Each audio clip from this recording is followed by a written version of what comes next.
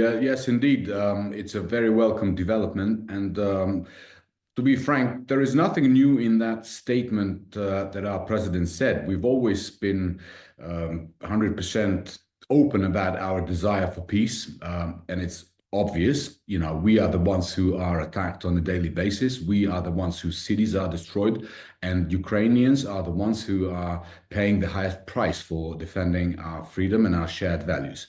So, of course, that fiery exchange, as you referred to it in the Oval Office, that was very unfortunate, and this is what President Zelensky said in his letter, and we are hopeful that the emotions can be put aside and we will move forward now in terms of progressing in this negotiating process. One thing that has to be stressed, and it's very important, is to see now, as they say, it takes two to tango.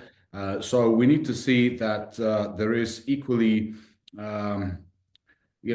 trustworthy commitment on the Russian side, for example, to a ceasefire if one is to be achieved. Because doing it unilaterally, if we stop, we've said it before, if Russia stops fighting, the war will end. But if Ukraine stops fighting, Ukraine will end.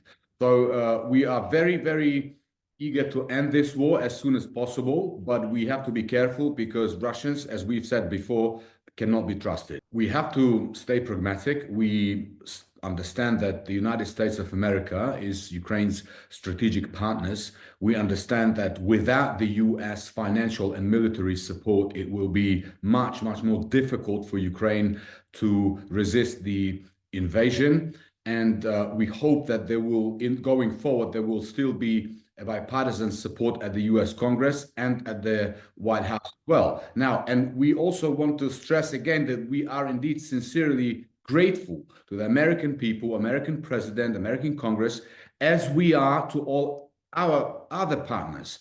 So, we have to sort of put that aside, what happened on Friday, and focus now on signing the critical minerals deal, on ensuring that the security guarantees that Ukraine requires are in place, whether part of them will be provided by our European partners, some will be provided by the US. So we have to move forward. We have to end the war.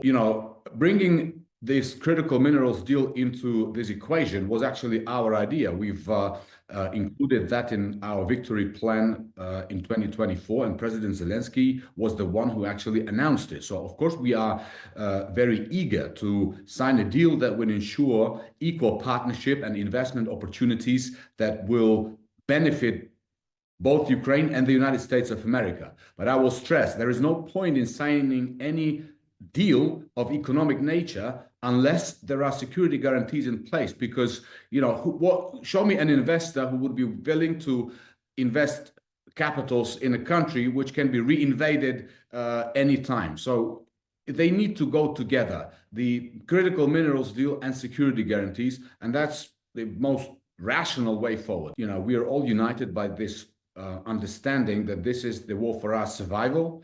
This is an existential threat to us, and we are driven by hope that a just and lasting and enduring peace can be achieved thanks to our partners. This is why all Ukrainians understand that the most important thing for us now is to preserve the transatlantic unity, because that is what the Kremlin is afraid of.